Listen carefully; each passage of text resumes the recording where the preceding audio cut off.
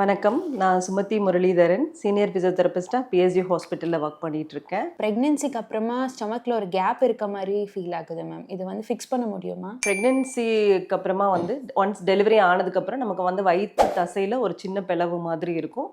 So அது rectus muscle separate ஆகுறது. இதுக்கு பேர் டாஸ்டர்சஸ் ரெக்டைன்னு நம்ம சொல்லுவோம்.